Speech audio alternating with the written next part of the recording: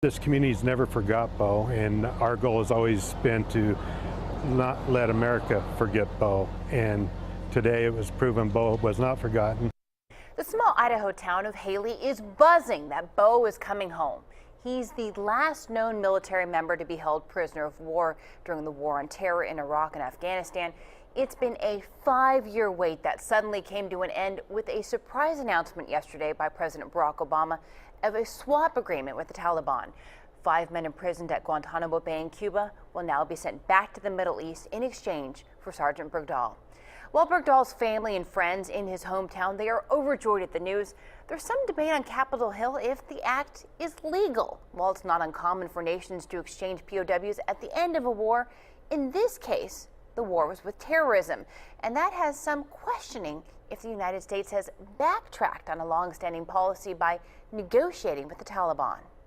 I certainly believe that the administration broke the spirit, if not the letter of the law. Similar statements are circulating throughout Washington, D.C. as lawmakers question how President Barack Obama secured the release of Army Sergeant Bo Bergdahl without first speaking with Congress. The Obama administration says it acted quickly to capitalize on an opportunity as concern grew that Bergdahl's health was failing. Given the acute urgency of the health condition of Sergeant Bergdahl, and given the president's constitutional responsibilities, it was determined that it was necessary and appropriate not to adhere to the 30-day notification requirement, because it would have potentially meant that the opportunity to get Sergeant Bergdahl would have been lost. But Representative Mike Rogers says the decision was dangerous and could set a risky precedent for how the United States would handle future kidnappings of Americans.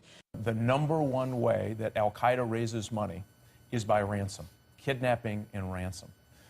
We have now set a price, so we have a changing footprint in Afghanistan, which would put our soldiers at risk for this notion that if I can get one, I can get 5 Taliban released.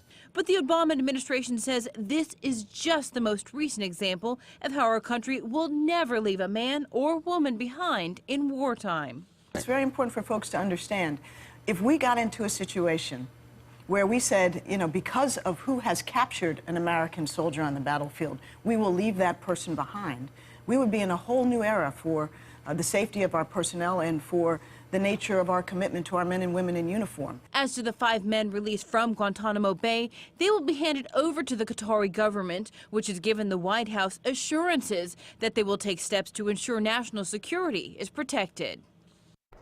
Bergdahl is currently being evaluated at an American military hospital in Germany. There he will also be debriefed about his 5 years in the Taliban custody.